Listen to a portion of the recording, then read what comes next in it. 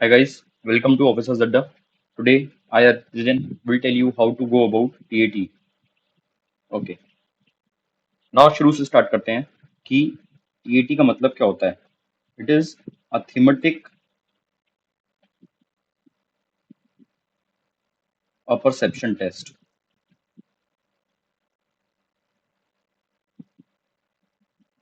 Now we'll go with word breakdown. What do you mean by thematic? Thematic means the central theme around which your story revolves, right?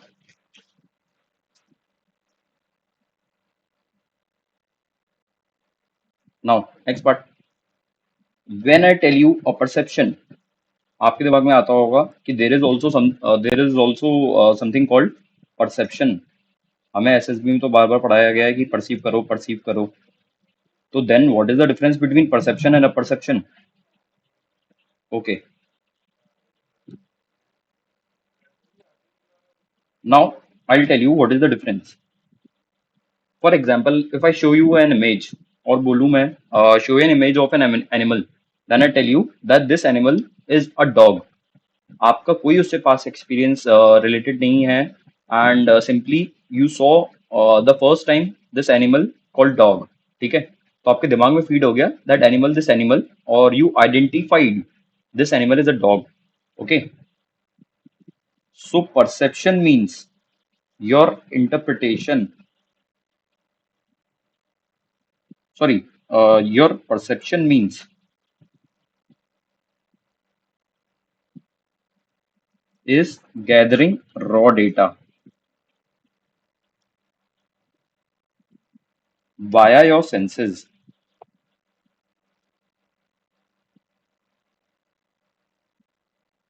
Okay, then what is a perception means?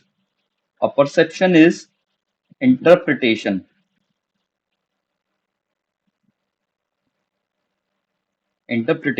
and recollecting your past experiences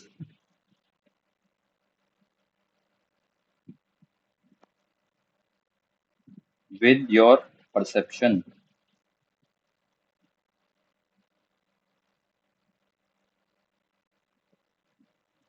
Okay, now I had given you this example. I told you that I made you saw an animal and I told you that this animal is called a dog. Now your perception will tell you कि आपके past experiences में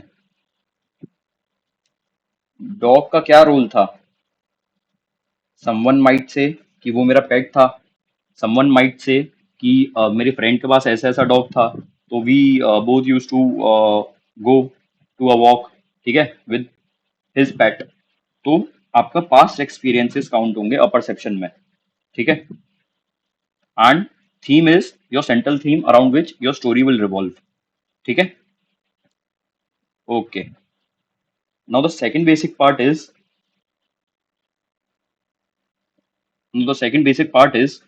in your TAT test you will get 6 pages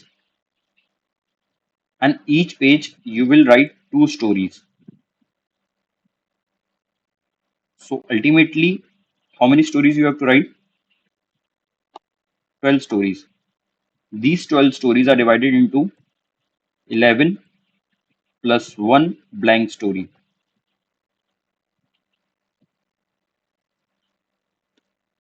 Right? Okay. तो ये 12 picture हो गई. Now this blank story, आप इसमें आपको कोई पिक्चर नहीं दिखाई जाएगी. तो this will be your unguided a perception or your unguided imagination, we can say.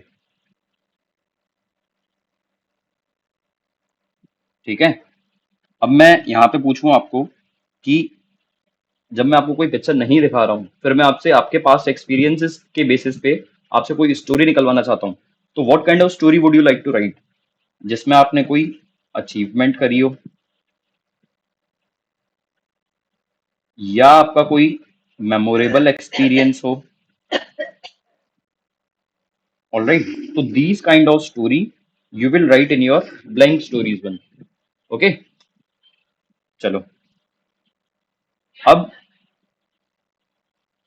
In 12 pictures के लिए how much time will you get? You will get 30 seconds for your observation and 4 minutes to write the story. Okay, now we'll see what to observe and what to write. I hope till now everything is clear. Okay, chalo, let us proceed further.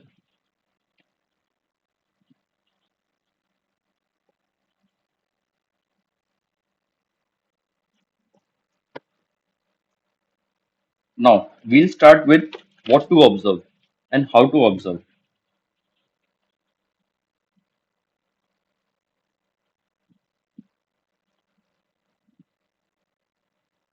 Now before you even start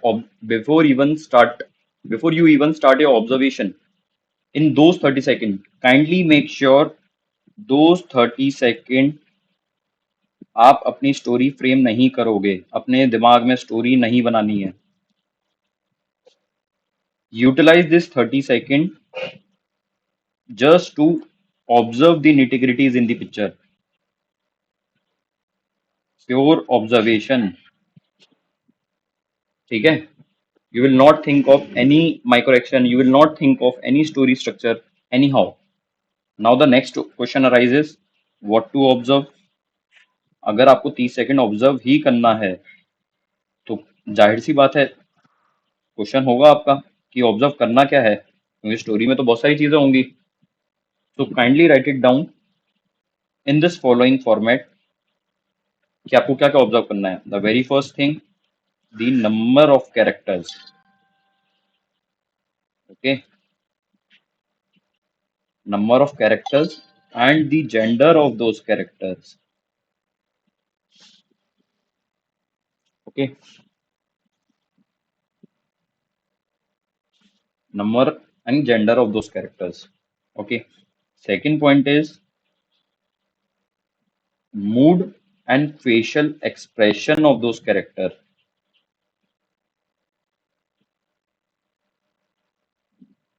ठीक है, इसी से आपको पता लगेगा the story is it in positive mood, the story is it in क्या कहते हैं न्यूट्रल मूड और in the negative mood. Okay, now second thing, third thing, you will also see the background of the picture that will hint you the place जो आप अपनी story में use करोगे, या कोई फील्ड लोकेशन है तो वो आपकी स्टोरी को इन्फ्लुएंस करेगी। ओके, चलो। Fourth point, the very important point is what those characters are wearing.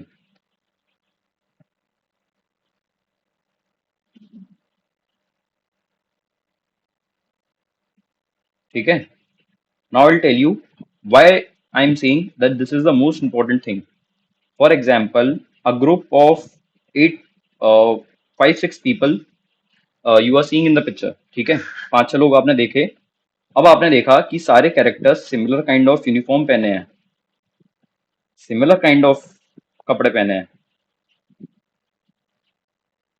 तो ये क्या हिंट मिलती है कि सिमिलर काइंड ऑफ कपड़े पहनने का मतलब कि वो सेम ऑर्गेनाइजेशन से बिलोंग करते हैं। अब आप आपकी एज के हिसाब से वो ऑर्गेनाइजेशन क्या क्या हो सकती हैं। एनडीए एंट्रीज वाले कहेंगे कि हाँ सर, मैंने स्कूल में कुछ ना कुछ ऑर्गेनाइज करा था, फील्ड एक्टिविटी करी थी, तो मैं उस पर स्टोरी बना सकता हूँ। प्रोफेशनल गाइज क्या कहेंगे कि हाँ सर, मेरे ऑफिस में या मेरी यूनिट में मैंने कोई गेम ऑर्गेनाइज करा था, फील्ड एक्टिविटी थी, तो वो स्टोरी बना सकता हूँ। बाकी प्रोफेशनल गाइज क्या कहेंगे, क्या कहते हैं, बाकी कॉलेज वाले बंदे क्या कहेंगे कि हाँ सर, हमारे कॉलेज की एक यूनिफॉर्म थी, वहां पे मैंने इस वाले टाइम पे एक ओकेजन ऐड करके मैंने एक स्टोरी लिखी थी, या मैंने एक इवेंट ऑर्गेनाइज करा था, तो मैं उस पर कुछ बना सकता हूँ। Right, So this organization will vary according to your age and your past experiences. Okay. Okay. So ये 30 seconds is only for your observation part. Now we'll see how to frame our story. ठीक है. Now second part is what to write and how to write.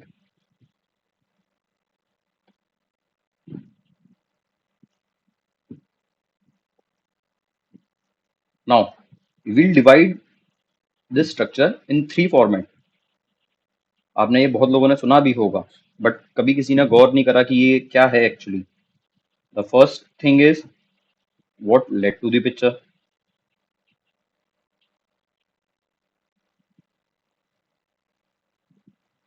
Okay.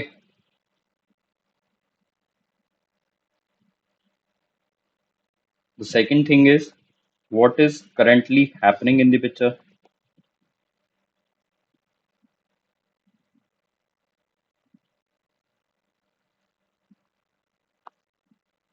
And the third thing is what led to the story. What is the outcome of the story?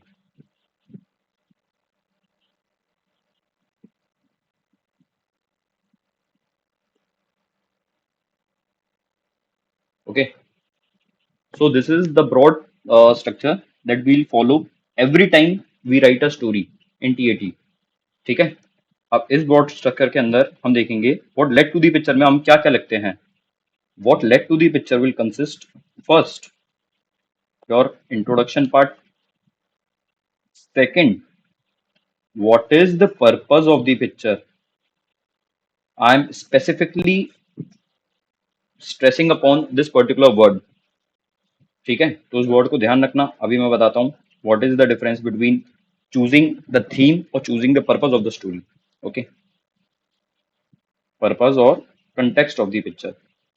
Okay, now for introduction, you will follow the following format.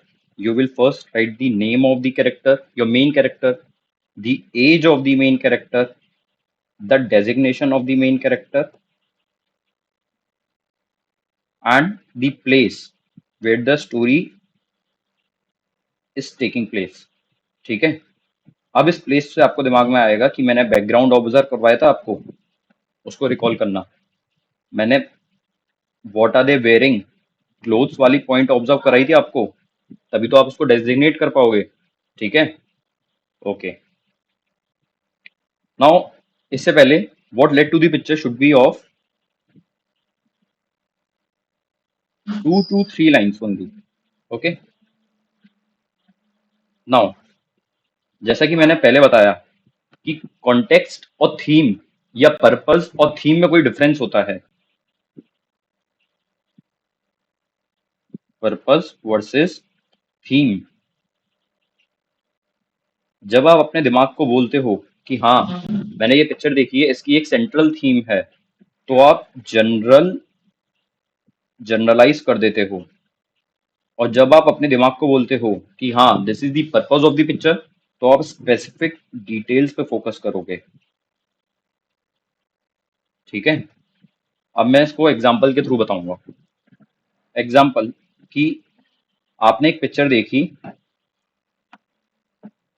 जिसमें बच्चे games खेल रहे हैं. ठीक है.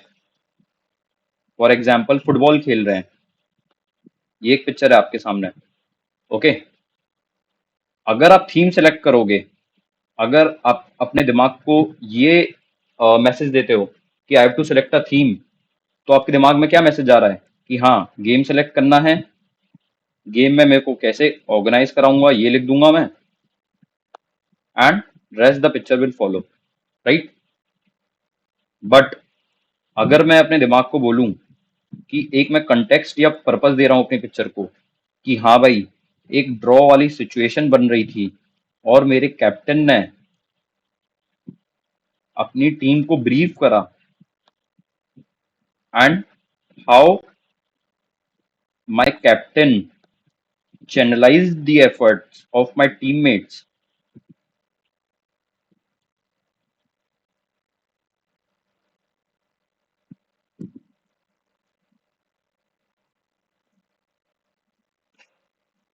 अब मैंने अपने दिमाग को ये स्टिमुलस दिया, ये मैसेज दिया, तो मेरे दिमाग को क्लैरिटी मिली कि नहीं मिली?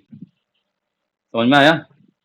तो अब मेरे दिमाग को जब क्लैरिटी मिल गई है, तो क्या मेरा दिमाग अब माइक्रो एक्शंस जो पिक्चर में लिखने हैं या पिक्चर के जो एक्शन पार्ट है उसको ज्यादा अच्छे तरीके से लिख पाएगा कि नहीं लिख पाएगा, या सोच पाएगा कि नहीं सोच पाएगा?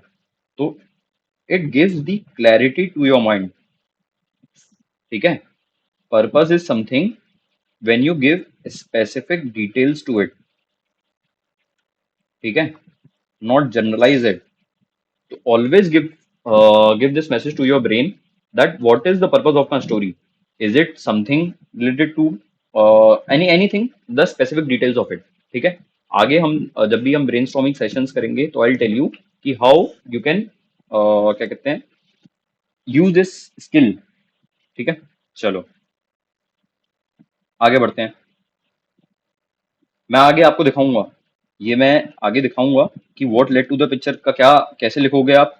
ठीक है? और कैसे आप पर्पस लिखते हो अपनी स्टोरी में, वो सारी चीजें मैं आगे बताऊंगा। Just for the framework I am telling you this कि ये ऐसे फॉलो करना है।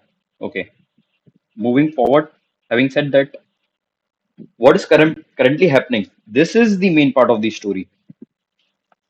ठीक है? This is the main part of the story where in next 5 to 6 lines you will write the action part, and these action part, okay, let me erase this. I hope you are writing it down. ठीक है? Okay, 5 to 6 lines you will write the actions part. ठीक है? Now these action part I call it micro action।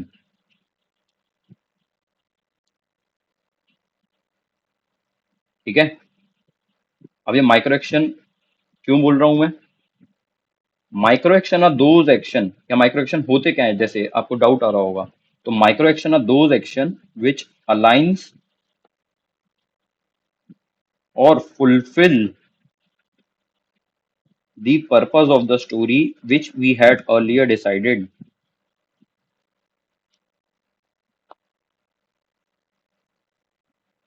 Okay, आगे मैं और इसको detail में explain करूंगा। Just for the time being try to remember this कि आपको 5 6 लाइन में या 5 से 6 माइक्रो एक्शन लिखने होते हैं with with respect to the story, जो आपके पर्पस को फुलफिल करेंगे। फॉर एग्जाम्पल, जैसे मैंने अभी एग्जाम्पल दिया था कि वो गेम्स खेल रहे हैं, तो एज अ कैप्टन मेरी क्या क्या रिस्पॉन्सिबिलिटी बनती है? क्या मैं अपने टीम को ब्रीफिंग दूंगा? क्या मैं अपनी टीम को याद दिलाऊंगा which institution they are playing for? For example, if I am playing for my school, तो मैं अपने टीम में जोश भरने के लिए ये बोलूंगा कि हाँ भाई, you are representing your school, at least give your 100%। ठीक है? Anyhow you have to win this match. ठीक है? तो these are the micro action part. Okay, what is the outcome of the story then? Outcome of the story would be whatever the purpose that you have earlier decided, write the optimism part of it. So your story outcome should be optimistic। ठीक है? And this also you will write in 2 to 3 lines। समझ गए? तो total आपकी story कितने line में बनी? 2 to 3 line introduction, 5 to 6 lines of your micro action, and 2 to 3 lines your optimistic outcome। So all in all, all in all 10 से 11 line की आपकी स्टोरी होनी चाहिए। ठीक है? जिसमें आप अच्छे से एक्सप्लेन कर पाते हो। तो optimistic and future oriented.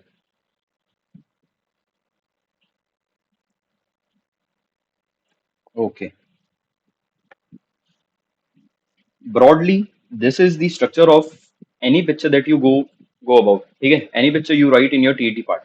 Okay, अब कुछ basic thing that you have to keep in mind. Also at the end, towards the end of the session, I'll tell you 2 tips from my side which will enhance your story।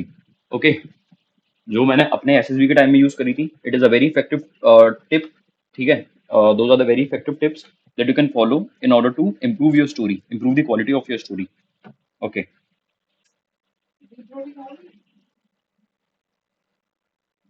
Okay. Now, the very basic doubt that comes to all of your mind is कि sir इसमें picture बहुत वेग होती है, जिसमें picture बहुत neutral होती है, जिसमें हमें दिख ही नहीं रहा कि कुछ मेजर कुछ हो रहा है। उस पिक्चर को हम क्या कैटेगराइज करते हैं कि न्यूट्रल पिक्चर है, या तो वो, या तो कोई भी उसमें प्रोमिनेंट एक्शन नहीं है, या प्रोमिनेंट स्टिमुलस नहीं है। ठीक है, ऐसी पिक्चर को हम बोलते हैं न्यूट्रल पिक्चर और नो प्रोमिनेंट स्टिमुलस वाली पिक्चर। ओके, तो ऐसी पिक्चर को डील करने के लिए what is your thought? This time आपका इनोवेशन और क्रिएटिविटी आपको हेल्प करेगी। ठीक है, इनोवेशन एंड क्रिएटिविटी। तो आगे आने वाले लेक्चर्स में वी विल सी कि इनोवेशन और क्रिएटिविटी से हमारी पिक्चर कैसे बेटर हो सकती है। ठीक है, तो आपकी पर्सनैलिटी में एक एडिशनल पॉइंट ऐड होता है। ओके, नाउ सेकंड पॉइंट, कि जब भी हमारे पास अपोजिट जेंडर आता है, for example if you are male और पिक्चर में आपको बस फीमेल दिखाई दे रही है, तो आप क्या करोगे? और एज कहाँ तक मैटर करती है? Okay, to answer the very first question is, opposite gender है तो आप बाहर से कैरेक्टर इंट्रोड्यूस नहीं करोगे, पहली बात। ठीक है, अगर आप 22 से 23 साल के मेल हो और आपको 22 से 23 साल की लड़की दिख रही है पिक्चर में, तो you will take female as your main character. Okay, female आपका मेन कैरेक्टर होगा, होगी। ठीक है, इसके लिए कोई डाउट मत रखना अपने दिमाग में। ओके, अब एज, एज कहाँ तक लेते हैं? +- 5 to 8 years ऑफ एज आपकी करंट एज से आपका मेन कैरेक्टर हो सकता है। फॉर एग्जाम्पल कि आपकी एज है 23 साल, ठीक है, तो क्या मैं 25 साल का बंदा बना सकता हूँ जो जॉब कर रहा है? The answer to that question is yes.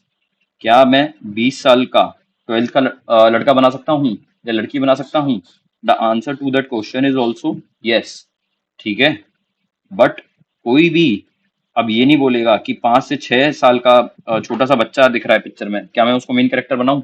The answer to that question is no, strictly no.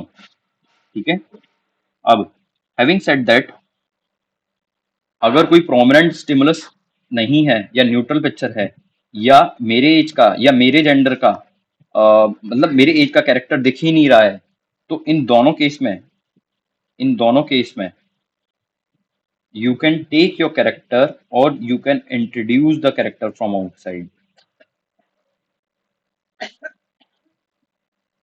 ठीक है, I am repeating the points. कब कब इंट्रोडक्शन आपको करना है मेन कैरेक्टर के बाहर? ओके, कब आप इंट्रोड्यूस करोगे मेन कैरेक्टर बाहर से?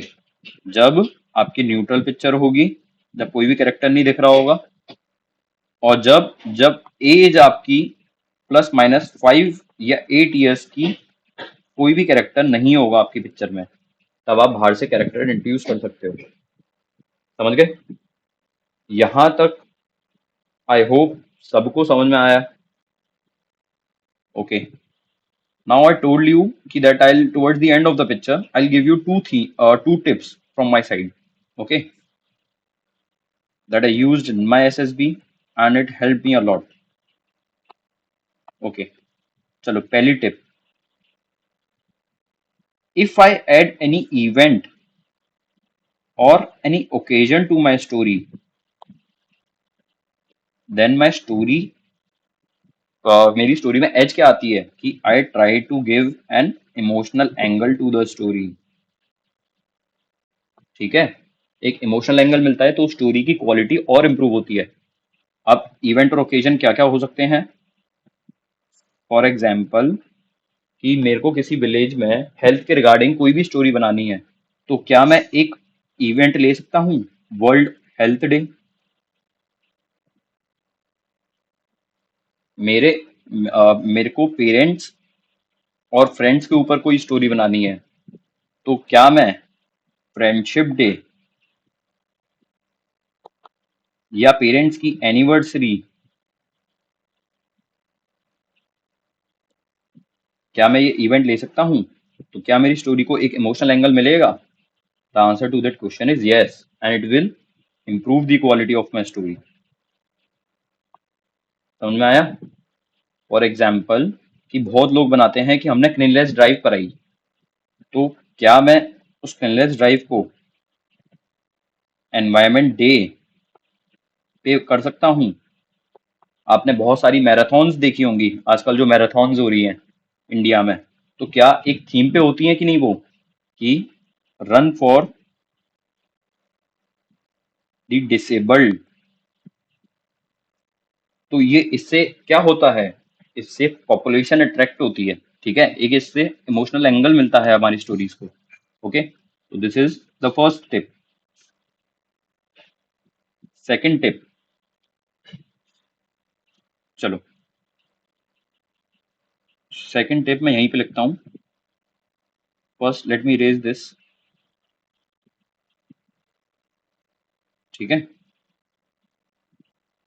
Okay, the second tip is, जब भी 12 पिक्चर्स आप लिखते हो या 12 स्टोरीज आप लिखते हो, तो ट्राई टू डाइवर्सिफाई, ठीक है। Diversification is the utmost requirement to show your dynamic personality, ठीक है। तो ये क्या हेल्प करेगी आपको, ये आपकी डायनेमिक पर्सनैलिटी दिखाने की ट्राई करती है, ठीक है। क्योंकि कई बार आपने देखा होगा कि एसएसबी जाने से पहले कैंडिडेट को एक स्ट्रेटेजी पता लग जाती है कि हाँ, मेरे को कहीं ना कहीं पिक्चर में प्रॉब्लम ढूंढनी है और उसको सॉल्व करना है, मेरी पिक्चर तैयार। कहीं ना कहीं पिक्चर में मेरे को इवेंट ऑर्गेनाइज करना है, उन्होंने अपने कॉलेज स्कूल डेज में बहुत सारे इवेंट करे हैं, तो उसमें वो अच्छे होते हैं, तो वो अपना टूल बना लेते हैं कि हाँ, ये इवेंट मैं ऑर्गेनाइज कर सकता हूँ, तो मैं हर बार हर स्टोरी में कुछ ना कुछ ऑर्गेनाइज ही करता रहूंगा। तो this is not the case. और डायनामिक पर्सनैलिटी कैसे शो होगी, डाइवर्सिफिकेशन कैसे पॉसिबल है? किसी पिक्चर में आप फ्रेंड्स और फैमिली के ऊपर लिखोगे, किसी पिक्चर में आप अपनी पर्सनल ग्रोथ, जो आपने पीआईक्यू में लिखा है, हॉबीज और इंटरेस्ट, उससे रिलेट करवाओगे। किसी में आप अपने स्कूल, कॉलेज, इन सब से लिखोगे। किसी पिक्चर में आप स्पोर्ट्स से रिलेटेड कुछ लिखोगे। किसी पिक्चर में आप कुछ रिक्रिएशनल एक्टिविटी कर रहे होगे,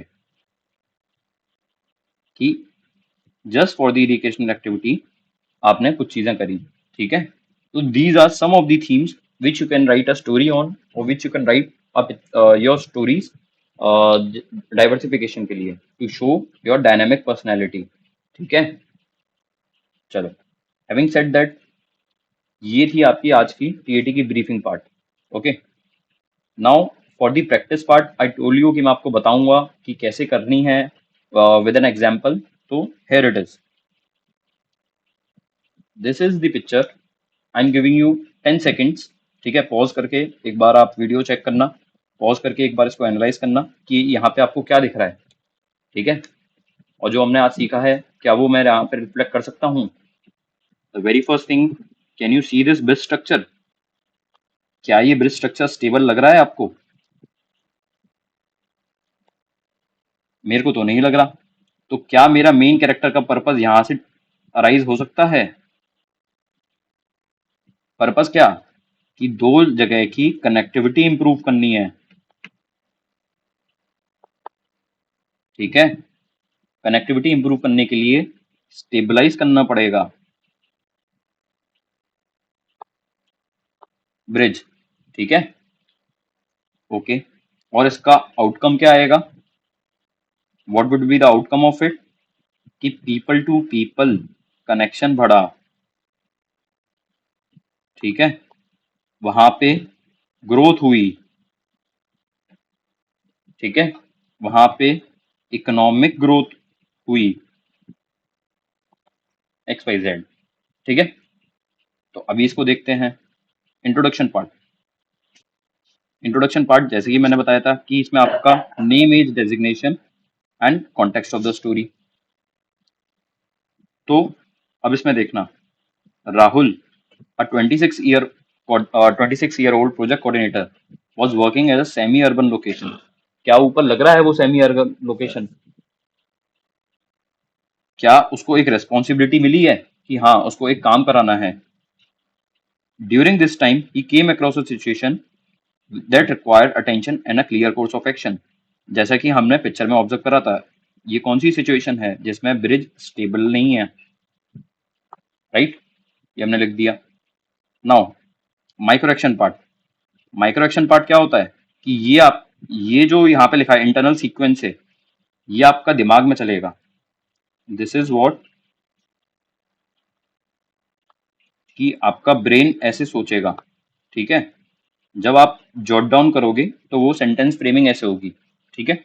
चलो, क्या मैं कह सकता हूँ मेरे मेन कैरेक्टर को इंफॉर्मेशन गैदर करनी होगी, आसपास के रिसोर्सेज को ऑर्गेनाइज करना होगा, इन्वॉल्व द रेलिवेंट पीपल, उस जगह पे कोई ना कोई रह तो रहा होगा, तो उससे मेरे को वो वहां से भी मेरे को इनपुट चाहिए होगा कि नहीं होगा, कि भाई लोगों को क्या चाहिए, लोगों को कैसा ब्रिज चाहिए, लोगों को क्या प्रॉब्लम आ रही है। तो उसके लिए मैं रेलेवेंट पीपल इन्वॉल्व करूंगा अपने। Okay, execution step by step, monitor and adjust. Okay, अब जैसे कि मैंने बताया ये तो आपके दिमाग में चल रहा है, अब इसको सेंटेंस में कैसे बदलेंगे? अब ये देखो, Rahul reviewed the situation by speaking briefly to the people involve. Okay, जैसे कि जो स्टेक होल्डर्स हैं सारे, he noted the available resources, divided the work, personally handled the critical part of the task while keeping the others informed. When a minor difficulty arose, he modified the approach and continued. The work progressed steadily with regular checks on progress. Okay, the outcome of the story, which I told you, it will be of 2 to 3 lines, optimistic and future oriented. Now, the effort resulted in a satisfactory outcome within the available time. The situation improved, those involved benefited from the action taken. Rahul noted the learning and applied in future responsibility. ठीक है, अब इसमें कुछ specific details डाल सकते हैं कि हाँ कनेक्टिविटी भी इंप्रूव हो गई, ठीक है, इकोनॉमिक ग्रोथ हो गई, ठीक है। तो इसमें हमने क्या क्या देखा कि हमने स्टेक होल्डर्स को भी इन्वॉल्व करा, ठीक है। These are your micro action part. तो आई होप यहाँ तक जो आज हमने सीखा वो आपको समझ में आया। If yes, you can join the Telegram and YouTube for this to get you updated further. Okay, okay. Thank you, guys.